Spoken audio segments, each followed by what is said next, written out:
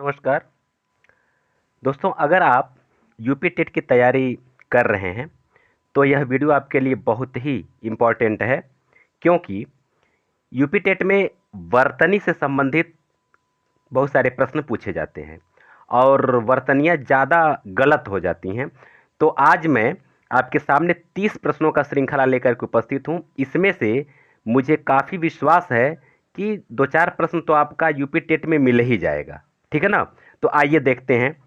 पहला है कि व्याकरण की दृष्टि से कौन सा शब्द अशुद्ध है? तो देखिए, व्याकरण की दृष्टि से जो शब्द अशुद्ध है वह है विरहिणी, विरहड़ी है, ठीक है ना? बाकी गृहिणी सही है, विभीषण सही है, जगतगुरु सही है। ये इसमें अशुद्ध ये क्यों हो गया है? क्योंकि विरहड़ी नहीं बल्कि विरहिणी होना चाहिए। ये होता है विरहिणी। इससे मैं करवा दे रहा हूं इस तरह से कि कहीं अगर ये शब्द आ जाए तो आप इसको भी जान लें कि इसमें शुद्ध क्या है, ठीक है ना? चलिए आगे बढ़ते हैं। दूसरा प्रश्न हम लोग देखते हैं। दूसरा प्रश्न है कि निम्नलिखित में शुद्ध वर्तनी वाले शब्द का चयन कीजिए। तो शुद्ध वर्तनी वाला शब्द जो है दूसरा, इसमें है आपका दृष्टा। क्या है? दृष्टा। ये शुद्ध वर्तनी वाला शब्द है। बाकी सुषुप्त में गलत क्या है? ये पहले छोटा सा जिसको दंत्य स कहते हैं, उसके से मूर्धन्य स, उसके बाद से ऐसे होता है सुषुप्त। रचयिता में क्या गलत है? य पर छोटी की मात्रा होता है, रचयिता ऐसे होता है, ठीक है ना? और सृष्टा कोई शब्द नहीं है, यह सृष्टा होता है, सृष्टा ऐसे होता है, ठीक है ना? तो इसको मैं करवा दे रहा हूं ताकि मतलब अगर इसमें से कोई शब्द अगर आ जाए तो आपका गलत ना हो, ठीक है ना? ओके, आइए आगे बढ़ते हैं। तीसरा प्रश्न हम देख लेते हैं। दोस्तों, अगर आप मेरे चैनल पर नए हैं इसी तरह का वीडियो प्राप्त करना चाहते हैं तो मैं यूपी टेट का पूरा क्वेश्चन यहाँ से मैं करवा दूंगा। हर एक पोर्शन को मैं टच कर दूंगा और मुझे लग रहा है कि अगर आप पूरा वीडियो देख लें तो आपका 28 से 30 पूरा का पूरा क्वेश्चन हो सकता है, मे बी, अगर आप बढ़िया से तैयारी कर लें तो। चलिए, इसको लाइक और शेयर भी कर दीजिए, सब्सक्राइब भी कर लीजिए। तीसरा देखिए, वार्तनिक दृष्टि से अशुद्ध विकल्प चुनिए। ये क्या है? तीसरा का जो है अशुद्ध विकल्प क्या है? तीसरा का आपका है ए। यह जो है कि अशुद्ध विकल्प है। बाकी जो है कि सब मातृभक्त सही है, मना कामना सही है, अंतर्धान ये सही है, क्योंकि ध्यान नहीं होता है, ध्यान रखिएगा। अंतर्धान ही होता, अंतर्ध्यान नहीं होता है। इसलिए अशुद्ध केवल दुर्वस्था होता है, दुरावस्था नहीं होता। इसका सही क्या होगा? दुर्वस्था, आ का मात्रा नहीं रहेगा। हालांकि ज्यादातर लोग यही समझते हैं कि यह सही है। आइए आगे देखते हैं। चौथा, निम्नलिखित में से किस शब्द की वर्तनी सही है? अब आपको यह बताना है कि किसकी वर्तनी सही है। तो इसमें जो है कि अनुगृहित, यही वर्तनी आपका क्या है? सही है। अनुगृहित ये सही है। बाकी अनुग्रहित गलत है, अनग्रहित गलत है, अनुग्रहित गलत है, ठीक है ना? ये यही सही है। आइए पांचवा देखते हैं। निम्नांकित में से शुद्ध वर्तनी का चयन कीजिए, ठीक है ना? तो इसमें क्या है कि शुद्ध वर्तनी का जो चयन है, इसमें दो वर्तनी इसमें सही लग रहा है, लग नहीं रहा है बल्कि है दो वर्तनी, एक सर्वोत्तम है और एक ज्योत्सना है। तो इसमें दोनों वर्तनी सही है। ये संसारिक नहीं, ये सांसारिक होता, मात्रा यहाँ बढ़ जाता है। सॉरी, सांसारिक ऐसे लिखेंगे, ये सांसारिक ऐसे लिखते हैं, ठीक है ना? ये दीर्घाई पर आसमानी रंग किस पर होगा? ये घ पर होगा, न कि य पर होगा। किस पर होगा? घ पर होगा, य पर नहीं होगा, ध्यान रखिए। छठवां देखिए, निम्नांकित में से वर्तनी की दृष्टि से अशुद्ध शब्द बताइए। तो वर्तनी की दृष्टि से जो आपका अशुद्ध शब्द है वह है आपका संन्यास, यानी डी। क्या क्या अशुद्ध है? डी, क्योंकि यह होता है शुद्ध संन्यास, ऐसे होना चाहिए, ठीक है ना? इसलिए अशुद्ध है। बाकी सबसे अनधिकार ही सही है, अनाधिकार कहीं अगर आप पाते हैं तो गलत है, इसको ध्यान रखिएगा। सातवां देखिए, नीचे दिए गए शब्दों में से किसकी वर्तनी शुद्ध है? तो इसमें जो है आपका हो जाएगा शुद्ध वर्तनी वाला शब्द जो है अभ्यारण हो जाएगा, अभ्यारण। बाकी एक भी सही नहीं। जागृति गलत है, पूजनीय गलत है, अंतर ध्यान नहीं, ऊपर अभी मैं बताएं अंतर्धान होता है, ध्यान नहीं, ठीक है ना, ध्यान रखिएगा। आठवां देखिए, निम्नलिखित में शुद्ध वर्तनी वाला शब्द है। तो ये शुद्ध वर्तनी वाला शब्द जो है कि आपका है अंतरराष्ट्रीय, यानी कि ए। हालांकि कुछ विद्वान इसको भी सही माने हैं, लेकिन यही अभी सही माना जा रहा है, अंतरराष्ट्रीय ए वाला ही माना जा रहा है, इसको ध्यान रखिएगा। 9वां नंबर का क्वेश्चन देखिए, निम्नलिखित में वर्तनी की दृष्टि से कौन सा शब्द युग्म शुद्ध है? तो इसमें आपका कौन सा शब्द युग्म शुद्ध है? ये बारात और बसंत, ये सी वाला सही है। हालांकि बारात नहीं सही है, हाँ यही सही है, ठीक है, हाँ बारात और बसंत यही जो है कि आपका शुद्ध है। नवा देखिए, 10वां, शुद्ध वर्तनी वाला शब्द है, आपको बताना है। तो ए आपका श्रृंगार, ऐसे जो लिखा गया है यही शुद्ध वर्तनी वाला है। हालांकि ज़्यादातर लोग इसे बी वाले को सही मान लेते हैं, जबकि ये गलत है। अब मैं अगर वीडियो लंबा हो जाएगा, व्याख्या मैं समझाऊंगा, तो अगर कहिए तो मैं व्याख्या समझा दूं। चलिए मैं समझा दे रहा हूं, भले थोड़ा सा लास्ट तक देखिएगा, क्योंकि जो मैं समझा रहा हूं किस कारण से ये श्रृंगार सही और वो गलत है, वो आपको मैं बताना चाह रहा हूं। क्योंकि इस श्रृंगार में देखिए, आपका ये स्र जो होता है, ये स्र, ये ऑलरेडी इसमें स और ये र के साथ यानी अ जुड़ा हुआ है, ठीक है ना। और इसमें जब री का मात्रा जब लगाएंगे, अर्थात एक री वाला मात्रा हो जाएगा, यानी दो स्वर हो जाएगा। एक अ तो पहले से जुड़ा हुआ ये स्वर, और री जो है कि बाद में जुड़ रहा है, तो यानी दो स्वर किसी भी व्यंजन पर एक साथ नहीं लगा सकते हैं। जैसे एक एग्जाम्पल मैं आपको बता रहा हूं, मान ली क पर एक स्वर लगा हुआ है कु, तो क्या इस पर हम ऐसे एक स्वर और दे सकते हैं क्या? नहीं ना। या फिर मान ली प है, ओ का मतलब लगा हुआ, ओ मात्रा लगा हुआ है, स्वर लगा हुआ है, तो क्या इस पर एक स्वर और दे सकते हैं क्या? नहीं दे सकते हैं। इसीलिए ये सही है और ये गलत है। क्लियर? चलिए आगे बढ़िए दोस्तों, वीडियो को सब्सक्राइब कर लीजिए, सॉरी चैनल को सब्सक्राइब कर लीजिए, और वीडियो को लाइक और शेयर जरूर कर दीजिए, ठीक है ना। अगर आप इसका पीडीएफ प्राप्त करना चाहते हो, तो इस तरह के मतलब बहुत सारे कंटेंट आप प्राप्त करना चाहते हो, तो हमारे टेलीग्राम चैनल पे आप चले जाइए और उसको आप जो है कि ज्वाइन कर लीजिए। वहाँ से बहुत सारा पीडीएफ मिलता रहेगा आपको, और एग्जाम होने तक मैं पूरा का पूरा आपका हिंदी एकदम तैयार करवा दूंगा, बिल्कुल विश्वास कीजिए। बस केवल मेरे साथ बने रहिए। 11वां क्वेश्चन देखिए, वर्तनी की दृष्टि से निम्नलिखित में शुद्ध शब्द है। अब देखिए इसमें शुद्ध शब्द क्या है, तो इसमें शुद्ध शब्द आपका है बी, रचयिता। यह पर छोटी का मात्रा होना चाहिए, यही सही है, बाकी सब गलत है। निम्नलिखित में 12वां देखिए, शुद्ध शब्द पहचानिए।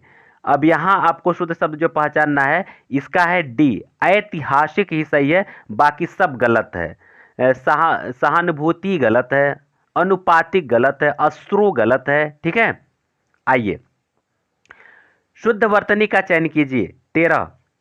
तो शुद्ध वर्तनी इसमें क्या है, आपका शुद्ध वर्तनी वाला शब्द है सी, अक्षुण, ठीक है ना। ये आधा ड़ और पूरा ड़ यही होना चाहिए, बाकी ये तीनों गलत है, ठीक है। 14 देखिए, निम्नलिखित में से शुद्ध वर्तनी वाला शब्द है। ये बार बार पूछा था, श्रृंगार और आशीर्वाद को पकड़े रखिए, और रचयिता या कवियत्री, रचयिता कम लेकिन कवियत्री, कवियत्री, आशीर्वाद और फिर मैं क्या बताऊं, श्रृंगार, इन तीन शब्द को पकड़े ही इसमें से एक आध आएगा, ये जान लीजिए। तो आशीर्वाद आपका हो जाएगा ये सी वाला, ये सही हो जाएगा।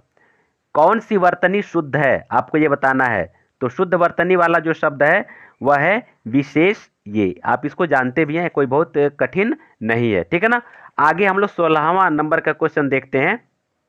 वर्तनी की दृष्टि से अशुद्ध शब्द है, कौन सा शब्द अशुद्ध है आपको ये बताना है। तो यहां तदुपरांत शब्द गलत है, क्योंकि यह तदुपरांत शब्द यहां होना चाहिए। शुद्ध शब्द क्या है, तदुपरांत, ऐसे होना चाहिए। बाकी सब सही है, सदुपयोग सही है, सॉरी सदुपयोग सही है, वाल्मीकि सही है, अकिंचन भी सही है। ठीक है। 17वां देखिए, वर्तनी की दृष्टि से शुद्ध शब्द है क्या है, आपको ये बताना है। तो ये है, इसमें आपका हो जाएगा डी, प्रत्यूष, यही शुद्ध है। बाकी श्रृंगार मैं बता दिया हूं। आवान ऐसे नहीं लिखा जाता है, आ ह हलंत कर दीजिए। और ये वान ऐसे लिखा जाता है, और इच्छा तो आप जानते हैं ऐसे लिखा जाता है। ठीक है ना, इसलिए ये प्रत्यूष ही एक शुद्ध है। 18 देखिए, शुद्ध वर्तनी का चयन कीजिए, शुद्ध वर्तनी का चयन कीजिए। इसमें शुद्ध वर्तनी आपका है सी, स्पृश्यता। देखिए पहले आधा छोटा सा रहेगा, फिर उसके बाद जो आधा स्वर इसी में फंसता है। देखिए मैं बताऊं, ये आधा छोटा सा और आधा बड़ा सा। छोटा सा बड़ा सा मैं इसलिए बोल रहा हूँ आपके व्यवहारिक भाषा में। हालांकि पहले वाले स्व को दंत्य स्व बोलते हैं, दूसरे वाले स्व को तालव्य स्व बोलते हैं, और पेट फरुआ स्व जिसको आप बोलते हैं उसको मूर्धन्य स्व बोलते हैं। इसको भी ध्यान रखना पड़ेगा। ठीक है, तो यही सी वाला आपका सही है। 19 जो है, निम्नलिखित शब्द की सही वर्तनी कौन सी है।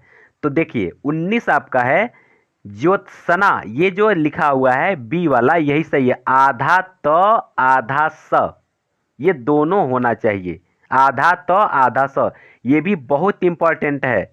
ये देखिए, मैं आपको दावत में नहीं कर सकता हूं, लेकिन मुझे विश्वास है परीक्षा देने के बाद आप स्वयं कमेंट करेंगे, सर आपने जो वर्तनी बताया था उसमें से 3-4 प्रश्न तो ऐसे ही मिल गया था। ठीक है, आइए, बहुत अच्छा अच्छा कलेक्शन लेकर के आपके सामने मैं उपस्थित हूं। निम्न में से शुद्ध शब्द पहचानिए 20। तो इसमें जो कि शुद्ध शब्द क्या है, तो इसमें तो शुद्ध शब्द कई दिख रहा है मेरे मित्रों। जिजीविषा भी शुद्ध है, एकतारा, इकतारा, एकतारा भी शुद्ध लग रहा है, और अभ्यंतर तो है ही, अभ्यंतर ही सही है। ठीक है ना, तो इसलिए जो है कि ये कम से कम 2 या 3 तो सही है, तो यानी कि यह 3 सही मान के चलिए, तीनों सही है। ठीक है, आइए 21 देख लिया जाए। 21 नंबर का क्वेश्चन, इसमें शुद्ध शब्द का चयन करना है। जितना भी है, ये कहाँ से कहाँ तक दिया है, 21 से 23 तक शब्दों में वर्तनी के अनुसार शुद्ध शब्द का आपका चयन करना है। अब इसमें आपको शुद्ध शब्द का चयन करना है। 21 का आपका हो जाएगा ए, आनुषंगिक। आनुषंगिक होता है, क्या होता है, आनुषंगिक, यही सही है, बाकी तीनों गलत है। ठीक है ना। 22 देखिए, अंत्याक्षरी कैसे लिखा जाता है। तो आधा न आधा तो, इसमें जैसे जो सना में आधा तो आधा सौ है, उसे उसे अंत्याक्षरी, ठीक है ना, ऐसे लिखा जाता है। उसके बाद 23 देखिए, 23 नंबर का जो क्वेश्चन है, सुषमा कैसे लिखा जाता है। तो सुषमा जो है कि ए वाला आपका विकल्प सही है। ये पहले दंत्य स, उसके बाद जो है कि ये मूर्धन्य स, ये ऐसे लिखा जाता है। वर्तनी के अनुसार शुद्ध रूप से चयन कीजिए, क्या सही है। तो वर्तनी के अनुसार आपका जो है कि 23 नंबर का क्वेश्चन क्या है, ईर्ष्या है। क्या शुद्ध है, ईर्ष्या, यही शुद्ध है, बाकी सब अशुद्ध है। वर्तनी के अनुसार शुद्ध शब्द का चयन कीजिए। तो ये आपका जो है कि 25 नंबर का जो क्वेश्चन है, यह है आपका बी, पूजनीय होता है। कुछ लोग भ्रम से पूजनीय ही सही मानते हैं, लेकिन ये गलत है। पूजनीय, ध्यान रखिए, प पर बड़ा ऊ का मात्रा होना चाहिए। यहाँ भी देखिए पूजनीय है, लेकिन छोटा ऊ का मात्रा दिया हुआ है। मात्रा आपका क्या होना चाहिए, बड़ा ऊ। ठीक है ना, तभी सही है। 26 देखिए दोस्तों, वीडियो को लाइक और शेयर जरूर कर दीजिए, और चैनल को सब्सक्राइब कर लीजिए। इसी तरह का वीडियो प्रतिदिन आपको मिलता रहेगा, पर डे एक वीडियो मिलेगा, इसी तरह शानदार शानदार वीडियो। 26 देखिए, वर्तनी के अनुसार शब्द का शुद्ध रूप चुनिए। तो वर्तनी के अनुसार आपको जो चुनना है, उसका सही विकल्प आपका हो जाएगा डी, पुरस्कार, यही सही है, बाकी सब गलत है। 27 देखिए, शब्द की सही वर्तनी है, तो आपका हो जाएगा सौंदर्यवर्धक, ये यही शुद्ध है, बाकी ये तीनों गलत है। 28 देखिए, वर्तनी की दृष्टि से कौन सा शब्द सही है। तो वर्तनी की दृष्टि से आपका हो जाएगा डी, द्वंद्व, यानी द्वंद्व समास होता है ना, द्वंद्व ऐसे होता है, दोनों के नीचे वह लगा रहेगा। 29 देखिए, निम्नलिखित शब्दों में से शुद्ध शब्द है क्या है। तो आपको बताना है, ये इसका शुद्ध शब्द है ए, प्रज्वलित। कुछ लोग इसको ऐसे समझ लेते हैं, जैसे उज्ज्वल लिखा जाता है उसी तरह प्रज्वलित में भी आकर के उसी तरह से मान लेते हैं। ऐसा नहीं है। इन्हीं चीजों, ये सब ललचाने वाले शब्द हैं। आप बहुत तेज गलती करेंगे, इसलिए इस गलती को ध्यान देना है। क्योंकि ज्वलित शब्द है, ज्वलित ज्वलन से ज्वलित बना है, ज्वलित मूल शब्द है और ज्वलित प्र उपसर्ग जुड़ा हुआ है, लिहाजा ये जो है कि ये प्रज्वलित ही, ये वाला ही सही होगा। मैं तर्क के अनुसार आपको बता रहा हूं, ऐसे मत मानिए कि ये क्या सही है क्या गलत है। तर्क के अनुसार मैं आपको बता रहा हूं जो व्याकरण का नियम है। 30वें नंबर का क्वेश्चन देखिए, शब्द के सही रूप का चयन कीजिए। तो आपका सही चयन है तृष्णा। क्या है? डी, तृष्णा, ये आपका शुद्ध है। 31 देखिए, 31 शुद्ध शब्द है। अब देखिए यहां उज्जवल की बात आई, देखिए यहां आ भी गया। तो ये उज्जवल, श्रृंगार, कुछ ऐसे जो ऊपर मैं बताया हूं, इन सब चीजों को पकड़ के रखे रहिएगा। हाँ, प्रज्वलित भी इंपॉर्टेंट लग रहा है, इसको खूब बढ़िया से तैयार कर लीजिएगा। उज्जवल में क्या सही है? आपका डी सही है। अब ये डी क्यों सही उसको मैं बता दूं दोस्तों, जब आप व्यंजन संधि करेंगे ना तो आपका हो जाएगा उत्तधन ज्वल, ठीक है ना। और व्याकरण के नियम से तो का ज हो जाता संधि के बाद, तो उ आधा तो का आधा जो हो जाएगा, और ये ज्वल आपका इसमें है ही आगे, तो इसलिए उज्ज्वल ऐसे होता है। दोस्तों मैं संधि भी पढ़ाऊंगा, संधि में पढ़ाऊंगा तो इतना शानदार टिप्स मैं आपको बताऊंगा कि एकदम एक बार में ही सारा का सारा कॉन्सेप्ट आपको तैयार हो जाएगा, दोबारा फिर पढ़ने की जरूरत नहीं पड़ेगी, ठीक है ना। तर्क के अनुसार मैं पढ़ा दूंगा, ठीक है दोस्तों। तो आपका ये 31 जो प्रश्न है वह आज कंप्लीट हुआ। इसके बाद हम अगला टॉपिक उठाएंगे शब्द भेद, वाक्य भेद, मैंने व्याकरण को पहले मैं तैयार करवाऊंगा, फिर उसके बाद से संधि समास सब कुछ मैं पढ़ाऊंगा। यानी टोटल जो आपका बीएड का मतलब यूपी टेट का जो कोर्स है पूरा का कोर्स मैं यहाँ से तैयार करवा दूंगा। बस आप मेरे साथ केवल बने रहिए। दोस्तों आप सबको बहुत बहुत धन्यवाद।